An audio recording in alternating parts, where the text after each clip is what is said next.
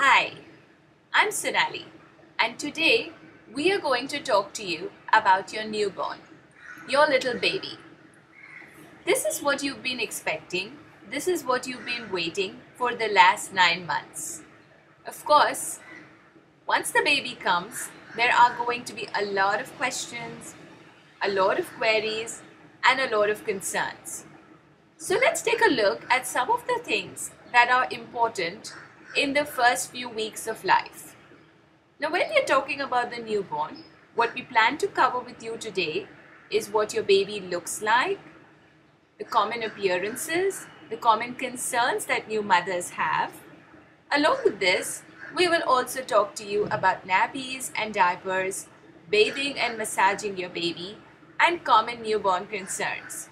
So all sorts of questions and queries that a new mother would have or a new family would have about the baby. Hey, we're trying to help you avoid multiple panic calls to the doctor, and this will make your first few weeks of life with your baby much more easier. Of course, it is very natural for a new parent to panic. At this point, all I'm going to say is remember and trust your instinct. Come, let's take a look at how your baby develops. Here are a few things that we are going to look at when we're talking about your newborn's appearance. First and foremost, the first look, what your baby looks like, the baby's fontanelles, the baby's eyes, the baby's nose, the baby's mouth, skin, genitals, and the umbilical stump. Now, most importantly for new parents to remember is that the baby doesn't look really attractive in the first look. The baby looks wrinkled, the skin is covered with some hair, and it's also covered with a whitish substance which is called vernix. Now, these are all natural things which are part of the baby's womb environment, so there is no concern and nothing to worry about as far as this is concerned. So relax, your baby is going to be cleaned up and is really going to look like the cute little bundle that you expect the baby to look like. The next thing when you start looking at your baby is going to be your baby's head. The baby's head is really very large at birth. Let's look at it this way. At birth, the brain is fully functional, whereas the rest of the body really has a lot of time to develop. The brain has to take care of the beating of the heart, the digestive system, the baby's understanding, etc., etc., etc. Because of this, your baby's head might look really large and like a turnip on a tiny little body. The baby's head is also slightly elongated. Can you see? The picture on the right, the baby's head looks slightly pointed. And then a few hours after birth, generally by the second day, the head starts looking nice and round. This is absolutely normal. This happens because as the baby is pushing out of the birth canal, the head takes shape, molds to accommodate the pushing. If this was not the situation, birth would have been really difficult. So don't worry, your baby's head is going to look nice and round really soon. There are also two fontanelles on your baby's head. The baby's brain skulls are not fused together at birth. These also make it easy for the baby to push his way out and mold his skull to deliver himself. Also, even though the brain is fully developed, it's still growing. So the baby's skull needs to be flexible to ensure that the brain can have the maximum space to grow. The first fontanelle is on top of the head and the second one is actually behind. The one which is behind is going to close anywhere from 0 to 2 months on its own. And the one on top, as you can see, is going to close anywhere between 9 to 18 months again on its own. If you have a bald baby, you will be able to see a pulse beating there as well, which is really normal. Also, if you can have your finger moving across the skull, you will feel that there is a depression and your finger actually goes inside. Don't worry, your baby's brain has a very tough membrane which protects it. And we have no cause for concern. We are not going to touch, harm or damage the brain by touching this area. So go ahead, if you want to massage your baby's head gently, if you want to brush your baby's hair, you can safely do this. This area is not a touch me not. Again, remember, these fontanelles are there for a purpose and they will close on their own. Nothing that you and me do, such as excessive massage, putting hot water, rubbing warm oil, is going to make this area close any faster.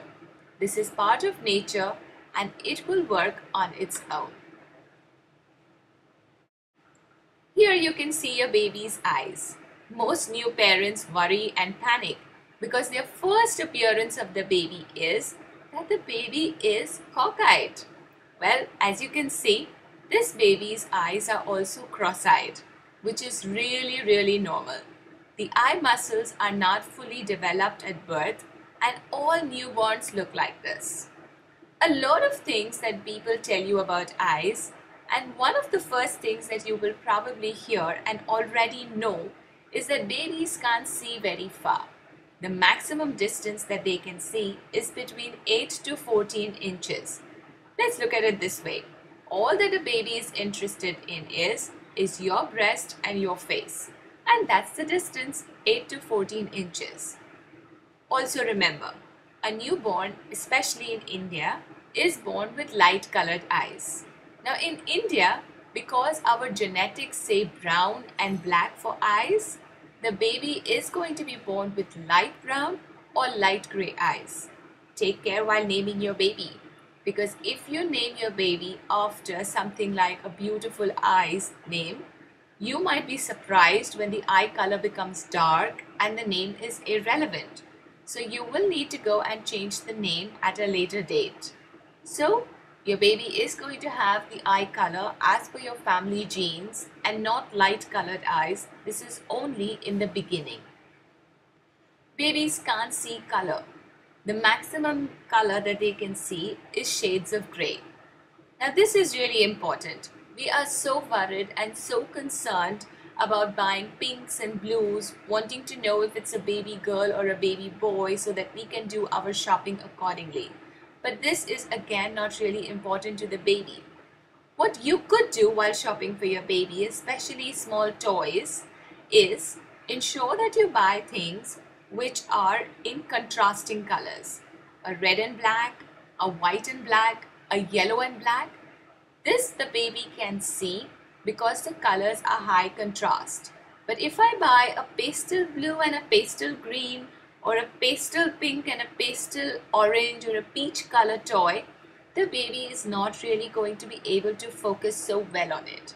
So tip for parents, while shopping for those danglers and rattles and some squeezy toys, you could buy something with high contrasting colors, brighter shades, because this is what babies can focus on. And always remember, because they can't see very far, hold it a little closer to them so that they can focus better. Your baby's nose, very tiny, very cute. I don't know what you have seen as far as a newborn is concerned, but a lot of people will remember that babies sometimes sneeze a lot. 10 cute little sneezes in 10 seconds flat. And what does the mother do of the baby? She will quickly run, switch off the fan, switch off the air conditioner. She will bring a cap, put on a sweater, and in general bundle up the baby. Well, this is not necessary. Your baby's nose has really fine nasal hair. The slightest dust particle or the smallest breeze can actually trigger off multiple sneezes. In the first few days, since the baby is coming from a warm environment, your womb is actually about 4 degrees higher than the outside body temperature. The baby would like a slightly warmer environment. But once the baby is a few days old, the ideal temperature for the baby is between 24 to 26 degrees centigrade. Mind you, I'm not saying here that you need to start using the air conditioner all the time. That's not recommended. What you should use is a mix. One word of caution here is also ensure that you don't put your baby to sleep directly under a fan. What happens is that the fan will dry out the nasal passages and then the baby will be more susceptible and prone to coughs and colds. If you have the energy, the initiative, and would like to, use your clean, well-cut fingernail finger and rub it across the baby's gum pads. You will be able to feel tiny bumps because all the teeth are developed by this point of time. It's a good idea to cultivate some oral hygiene habits right at the onset. Imagine when the first tooth makes an appearance, maybe at about 5-6 months, and you go to the doctor and the doctor says, now you need to start cleaning your baby's teeth. The baby is going to be very surprised if the mother suddenly tries to poke her fingers into his mouth. So it's a good idea to clean your baby's mouth a couple of times a day the way you would brush your own teeth. So use your finger, or you could cover it with a soft muslin cloth which has been sterilized, or you could use one of these finger covers which are available in the market, but you need to sterilize them as well. Just rub across the baby's gum pad, swish across the tongue, and clean the upper and lower palate. It takes a few seconds. This will put the habit in the baby right from the beginning. If you forget, it's alright. As long as your baby is exclusively breastfeeding, it's just fine. You might want to remember that there is a rare baby which is born with a tooth, which is absolutely fine and nothing to worry about. Babies with teeth do not bite their mothers while breastfeeding. Remember, the moment the first tooth makes an appearance, or at about 6 months, do consult a pediatric dentist, as this is going to help take care of your baby's teeth and jaw development for the next few years. Here we are looking at your baby's genitals. As you can see, the genitals are also swollen and they are slightly enlarged. Even the breasts appear swollen. This is primarily because the maternal hormones get transferred through the placenta to the baby. This is absolutely normal. In the first few days of life, you might also see a little bit of milky discharge from the breast, whether it's a boy child or a girl child. This is absolutely normal. All you need to do is take a soft, warm cloth, wet it, and then wipe this area off. Don't allow crusts to form, as it will be difficult to clean later. If you try to squeeze the breasts to remove the milk, that could probably harm the baby as well. A lot of times in our culture, it is recommended that squeeze the breasts, remove the milk, otherwise the breasts are going to become enlarged for life. Remember, the size and shape of the breasts is again genetic. Nothing that you do at this point of time is going to make the breasts smaller or larger. So please don't do this. In fact, if you squeeze, your fingernails might nick the baby's tender skin and increase the probability of infections. As you look lower at the genitals, if you have a baby girl, she will experience her first menstrual cycle in the first few days after birth. Now this is absolutely normal. If you realize that your baby girl has a few drops of blood on her diaper, you are going to panic. And there is no reason to panic. Same reason, the maternal hormones have gotten transferred through the placenta. They will then become dormant and will become active again when the child reaches puberty. This is a normal phenomena of the newborn phase. This is your baby's umbilical cord stump. Looks ugly, right? Well, when the baby is born, the cord is cut and a little plastic clip is placed there. When you leave the hospital, they will remove the plastic clip and this is what you can see. The good news first, this area has no nerves, so therefore the baby does not feel any pain. This stump is going to fall off anywhere between 10 to 15 days on its own. So you don't really have to do anything about it. Don't worry. about the stump, as this is a not natural process again. What you need to bother about is if there is any inflammation, any kind of pus or drainage or blood discharge while the stump is in place. This is something that we have to be careful about. It could probably be an infection brewing, and you should report to your pediatrician immediately. When the stump starts dangling, it might even dangle by a single thread. This is absolutely fine and completely normal. So don't worry about it at all. One more thing that I'd like to mention here about the stump is the belly binders or the navel binders. Once the stump has fallen off, the belly button will look as if it's protruding. It will look slightly large. A lot of people will recommend that you need to push this in, otherwise the navel will not develop the way it is supposed to look like. And the recommended norm is that use a 1 rupee coin, press it hard into the navel, and then tie a tight cloth around the belly. This is definitely not recommended. The 1 rupee coin has so many germs on it, and it is going to cause infections to your baby.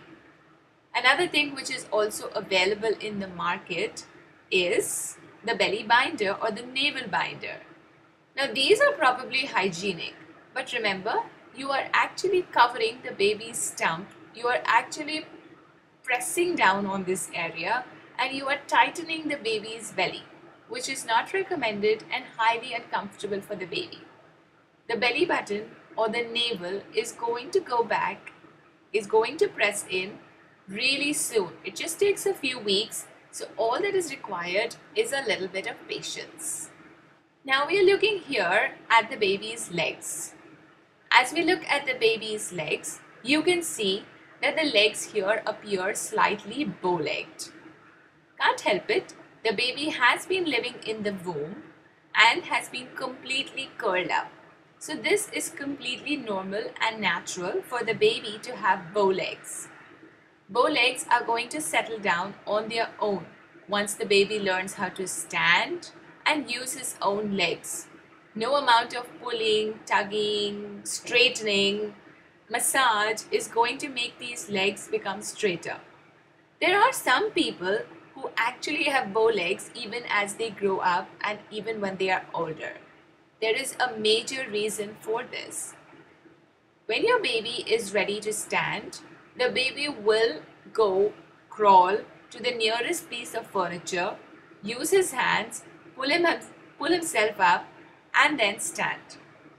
When your baby wants to walk, he will use the same piece of furniture and take his first steps. When he wants to be independent, he will be able to do it on his own. What is happening? The baby is ready. The baby's legs are ready. But what we are doing is we end up trying to make the baby stand when the baby is not ready, walk when the baby is not ready, which means we are putting weight on the legs when the legs are not ready. Let nature take its own course. One of the biggest culprits in this is the round walker. I don't know how many of you have seen it. I could barely even get a picture of this. It is a very traditional piece of equipment which is used. It is round, it has wheels, it has a little seat in it. You place your baby in it, the legs dangle down, and the baby can use his legs to pull himself along. Now this is great, it gives a lot of mobility to the baby, but the baby is probably not ready for it. The baby is putting a lot of weight by pushing his legs, and that is also not recommended. Think about it. If your baby was meant to have that much mobility at 7 or 8 months, the baby would. But since the baby is not meant to have that much mobility, why do we want to give the baby that? So let the baby develop on his own. One more thing I'd like to mention here about the round walkers. Some countries across the world have banned it, primarily because it causes undue damage to a developing baby's legs. Our country, it's still available. So even if you get it as a gift, please make sure that you don't use it. Now we come to this really interesting segment, which is baby massage. A lot of times people ask me, Should we do a massage? Should we not do a massage?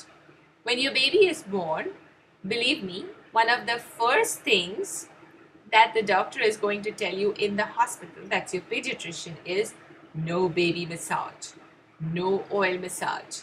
And that sounds so scary. And the moment you come home, your mother or your mother-in-law is going to say, oh, how stupid, the doctor knows nothing. We have always massaged in our family, and look at you guys, you all are so strong. So now the new mother is confused. Should I do it? Should I not do it? And then she gives in because she doesn't live with a doctor, but she lives with the mother and the mother-in-law, so she has to listen to them. There are some advantages to baby massage. Baby massage is going to be touch therapy. When you do the massage, you touch the baby. The baby enjoys it. So it's touch therapy. Now at this point of time, my question mark here is, who should be touching the baby the maximum? The mother, the father, the grandparents, or the maid? Obviously, the family members, with the mother being the highest on the list. It promotes bonding. When you are sitting to do a massage for your baby, you don't just do the massage. You talk to your baby. You communicate with your baby. You sing to your baby. You do things to your baby. You smile at your baby. This is good for bonding. The baby enjoys your company. It's quality time that you are spending with the baby. Do you want this bonding to happen with the maid? Massage will relax the baby. If it's done in the right way, it relaxes the baby for sure. So you could use massage at a time when the baby is cranky, when the baby is irritable. It will help the baby to sleep better. This is something which has been touted as a benefit from the dark ages. Do the massage, do the bath, and the baby sleeps for 3 hours. It's great peace. And I completely believe in it. So it will definitely help the baby to sleep better. Massage will improve circulation only to the skin. It does not do anything to the circulation inside the body. Let me give you a simple example. Your heart is the body's major pumping organ. The heart provides blood to the different organs with the help of arteries, and the blood is returned back to the heart for purification through the help of veins. Now, which circulation would you want to improve? The arteries or the veins? And can you actually decide how to massage your arteries or how to massage your veins? You really can't. The Yoga School of Thought recommends that all massage strokes should be going towards the heart. The Western School of Thought promotes that all massage strokes should be going away from the heart. Which one do you follow? The Western school or the Yoga school? And how do you know which is right? Interestingly, some of the girls in my classes will say, let's just do both ways, up and down. And this will ensure that the blood stays in the same place. So now how does that really help? What I'm trying to say is that when I do a massage, I need to make it gentle. Because we have this misconception that massage is going to be influencing the internal circulation, we make it really vigorous. Sometimes this can cause damage. I have seen a lot of babies being admitted to hospitals with massage-related injuries. You don't really want to be in the hospital with your newborn. You'd rather this phase of life is relaxed, enjoyable, and fun. You should have fond memories, not hospital memories for sure. Here are some do's of a baby massage. The first and foremost is choose a time that suits the baby. Again, let me give you a little example. It's the middle of the night, it's 3 a.m. and you are fast asleep. I send you the world's best masseurs for this really relaxing massage therapy which everyone has been raving about. What's your reaction? Would you like to get the massage done? Or would you probably look at me with this dirty look and slam the door in my face and say, get lost. I don't want to see you ever again. This is what we do to the baby. When we are ready to do the massage, irrespective of what the baby is doing at that point of time, we massage the baby.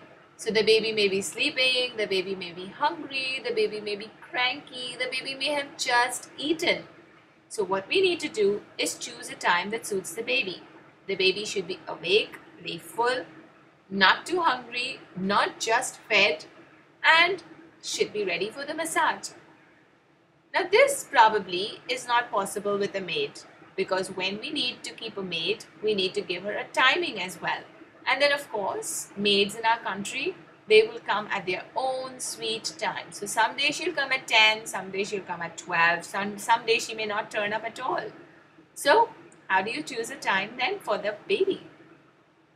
Keep the room warm. You are going to be undressing the baby. So you don't want to remove the baby's clothes and completely let the baby feel cold. So keep the room warm. When you go for a massage in a spa, isn't the environment and ambience something which always impresses you? Something that you pay for? So let's create the ambience for the baby as well. Do a little patch test of the oil or lotion. You can do this in the elbow or behind the knee. Apply a little oil or lotion and then leave it. And then apply it once again the next day. If you don't see any reactions on the skin, then it is safe to use the oil or lotion. Avoid using oil or lotion on the face, as this is where the maximum allergic reactions are there. Also, in our weather, especially in warm environments, it's best to use coconut oil. If you live in a cold climate or in the winter months, you could use olive or almond oil. Remember, olive and almond oil are hot oils, and just the effect of the oil will cause a heat rash. And that is something which appears as an allergy, and then you are asked to stop and discontinue the massage completely. You need to use very little oil or lotion. I know it's amusing, but sometimes we use so much oil or lotion on the baby that the baby looks like a sumo wrestler just ready to go into a wrestling match. That's not recommended. You need to use a 1 rupee coin size quantity of oil or lotion. Your baby's skin has natural oils, and what we need the oil or lotion for is really for our own hands, because we need to lubricate our hands. While you're doing the massage, always make eye contact with the baby. Smile and talk to the baby. Don't be busy talking to other people, because this is a time of connection for the baby as well. We would really recommend that the massage is best done by a family member, because with the family member there is love, there is emotion, there is talking, smiling, suitable timing, and definitely bonding with the baby as well. The family member could be the mom, it could be the dad. When the dad comes home, this is also something that dad could do. And hey, if you want to give the baby 2 massages in a day, that's fine as well, because the morning massage could be the mom, and the dad could have some fun with the baby when he comes home. Massage does not mean an elaborate procedure. It could be just a quick fix as well. So dads, go ahead and enjoy your quality time with the baby too. So naturally, after do's come some don'ts. Here are a few don'ts of baby massage. Avoid maids. If you absolutely have to have a maid, here are a few recommendations. Make sure that the maid is well researched. Talk to family, friends who've used her services before. Whenever a maid is massaging the baby should not be crying. Check for the maid to have any kind of infections, allergies, especially respiratory and skin. If she does, please send her home. A lot of us will ensure that the maid has a really clean, snowy white piece of cloth which she puts on her legs when she lays the baby there.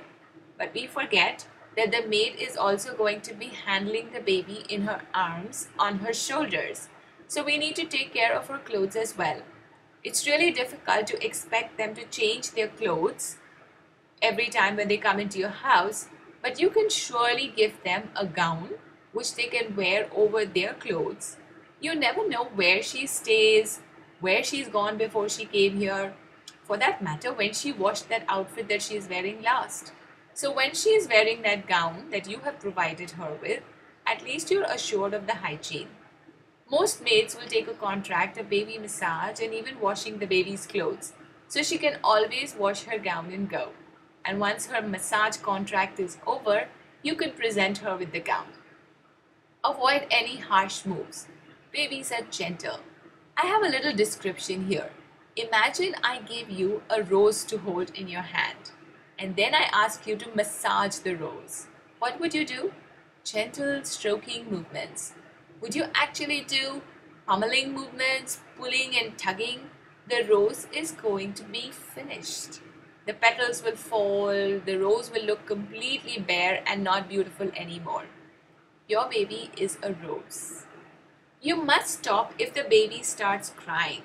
This means that the baby is not enjoying. If you go to a spa and you come back crying, would you want to go back to that spa again? Never.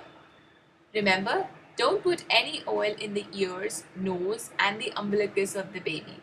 These will cause infections and it is definitely not recommended. We have a little video on baby massage coming up for you in the next section. So make sure that you watch the video. It will give you an idea of how a gentle baby massage is done for your newborn.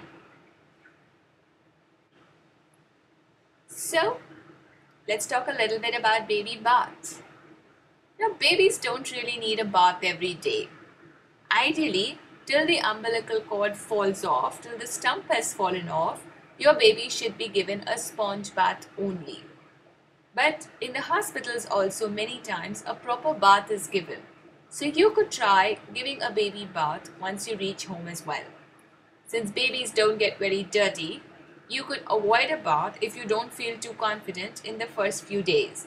And just ensure that you clean the genitals of the baby really well and any other area that you find has become a little dirty, especially in the folds of the skin. You could give a tub bath in a chair or on your legs. For the tub bath, you will need to buy a baby bath chair. These are readily available in the market. When you go shopping, don't buy a very expensive one because the bath chair is going to be outgrown really fast. When you make the purchase, buy something which is plastic or the nylon mesh. Avoid the sponge chairs. Even though they look really comfortable, soft and cozy for the baby, in our weathers, we cannot really dry the sponges out. And a wet sponge breeds bacteria.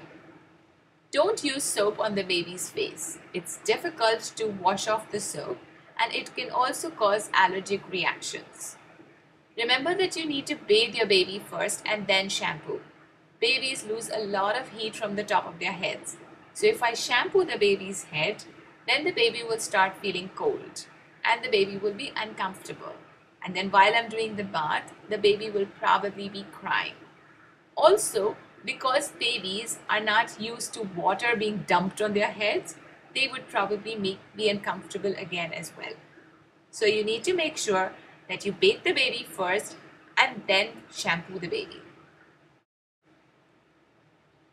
When we're washing the baby, you are going to start from clean to dirty, which means that you clean the baby's face first and then you clean the diaper area last. Once you're done with your bath and your shampoo, wrap the baby well with a towel. The towel should be really large so that the baby can feel warm and comfortable. We have a little video on baby bath for you in the next module so you can see how you can comfortably bathe the baby. It's really not difficult. Most of us are just scared, but when you see how easily it is done by this new mother, you will probably have the confidence to do it yourself as well. Once we're done with bathing your baby, it's now time to dress your baby. And the first thing that we need to think about is, am I going to use nappies or am I going to use diapers? This is a grand debate which happens in every household. And why does this debate happen? Nappies are cloth and diapers are synthetic. So naturally, cloth is better because it's natural. Another advantage to nappies is that they're definitely inexpensive and diapers can be really expensive. A diaper can cost approximately 15 rupees a piece and babies are going to pee and poo approximately 7 to 18 times in a day. Do the maths. If I'm changing a diaper 18 times a day, it's going to be pretty expensive money to throw in the dustbin. Of course, diapers are convenient. You just need to change and throw. There is no cleaning, washing, all that is not involved.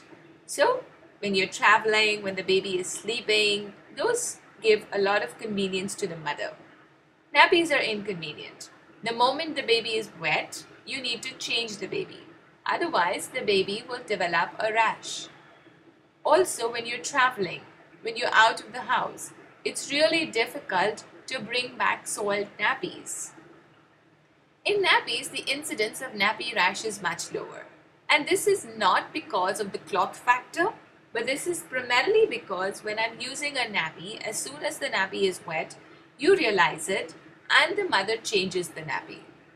In diapers, the mother may not realize that the diaper is full or soiled and she might be relaxed and she does not change the diaper frequently, and this causes the diaper rash. So, let's sum this up.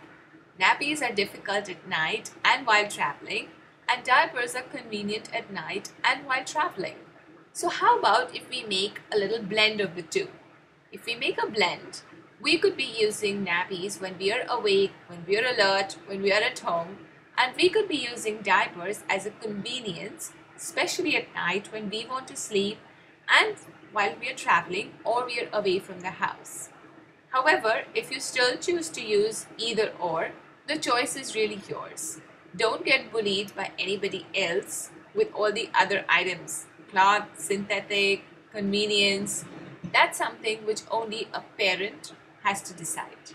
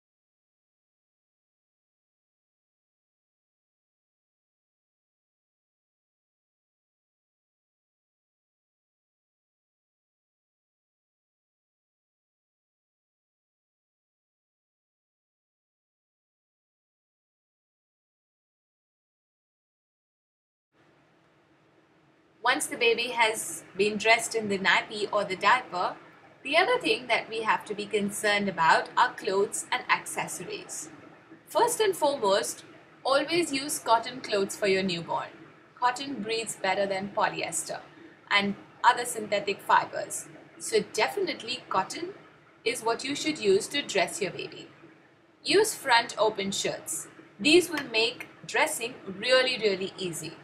You won't have to push the baby's hands in, you won't have to push the shirt over the baby's head, or you don't have to roll the baby over to button the baby. And especially if the baby is lying down, Buttons on the back can be very uncomfortable. So use front open shirts. If possible, avoid buttons and Velcro. You could use shirts which have tie-up strings. Buttons can fall off, and if they are lying in the crib, could be swallowed by the baby. Velcro, if not fixed correctly, can cause an abrasion to the skin and harm the baby's skin. So, best option is the tie-up string front open shirts. Mittens, socks and caps, they look really cute, but you can please avoid them in the summers as they are just going to overheat the baby. It's okay if you're in an air-conditioned environment, but normal summers, if it's warm, the temperature is about 26, 28, 30 degrees centigrade indoors. We don't use mittens, socks and caps as this will overheat the baby. Some common baby concerns. Baby sleep patterns always worry new mothers. The first thing that a new mom will say in a newborn care class or in a postpartum care class is sleeplessness. That's all they've heard about. And they're really worried. How am I going to get sleep once the baby comes? Don't worry. Babies will settle down into a sleeping pattern. Right now in the womb, the baby has an opposite sleeping cycle as you. So it's natural that when the baby is born, the baby will follow the same rhythm. It's up to us to change this rhythm. One of the tricks is that remember, nighttime is for sleeping and daytime is for playing. So in the night, you are going to make sure that the room is quiet, you don't switch on too many lights, you don't talk too much to the baby. If the baby gets up for a feed or a diaper change, just do the business and then quickly put the baby back down to sleep. In the daytime, keep the room noisy, don't tiptoe around the baby, keep the curtains open, let the baby's body learn the difference between night and day. You will realize soon that your little one starts sleeping more in the night and is more wakeful during the day. Spitting up is normal, very common. Sometimes it feels that all that I've fed the baby has come up. But if it's just a little bit on your shoulder after every feed as well, this is fine. Babies have a lot of skin issues. Facial rashes, heat rashes, sometimes prickly heat. All this is normal in the first few weeks and it's going to disappear. Whenever a skin rash appears, discontinue any product that you're using and show it to the doctor ASAP. You can also clean the area a few times a day with a warm, moist cloth. This is going to help to clear up the rash if it is bacterial or fungal. Babies breathe funny. They make a lot of noise while they're breathing. That's fine. They're doing tummy breathing. All of us have actually forgotten how to do that. We breathe only with our chest. So the right way to breathe is actually abdominal breathing, which is what babies do. So funny guttural nasal kind of sounds while the baby is sleeping is very normal. The dreaded word colic is something that all mothers have heard, even mothers who haven't yet delivered. Colic is something which even pediatricians are not able to define correctly. Research is still on. But the general consensus is that colic is tummy pain, gas pains, intestinal cramps. So what happens is, every time that the baby cries at the same time every day, and it happens day after day, we call this colic. It's an immature digestive system, still developing and absolutely fine. The good news is there are no long-term side effects of colic. But the bad news is that it happens every day. Some babies may have it even for 3 months. And nothing that you and me do, holding, rocking, cuddling, feeding, talking, is going to help the baby. The baby is going to cry uncontrollably. The best thing that you can do is have some help. Make sure that you are calm. If the baby is crying excessively, you could probably take the baby, place the baby in a safe area, and then go away. I know it sounds very cruel, but sometimes for your sanity, this is really important. You could consult the doctor as well. The doctor may prescribe some medications for the baby which you can give. Avoid giving any medications on your own. Traditional treatments like gripe water, chatas, etc. should be avoided without consulting the doctor. It is also suggested sometimes that mothers see what they are eating. If your baby is colicky, you can write in to us and we will help you with a slight diet change which could probably help colic. But many times we've realized that that doesn't really help in the long run. Elimination diets, we don't know if the diet worked or the colic healed itself. So sometimes it just makes sense to smile and bear it. The baby will surely outgrow it. It's one of those growing up things. So that brings us to the end of this segment. It was all about babies, babies, and more babies. I'm sure you've learned a lot, and we do have a lot of videos in this segment for you as well. Do remember to see all of them. The video on the baby massage, the video on the baby bath. We also have a video for you on how to fold nappies, because if you're using square cloth nappies, which are fairly common, then you should know how to fold them. There is a video in there on how to swaddle your baby. Swaddling holds the baby, cuddles the baby, makes the baby feel as if the baby is in a warm environment, just like the womb. So you might want to learn how to swaddle the baby as well. So do see our video on this segment too. I'm sure you've enjoyed this session. Remember to fill in the feedback once you're done with the module. It really helps us to learn and improve our services. Have a great day and enjoy yourself.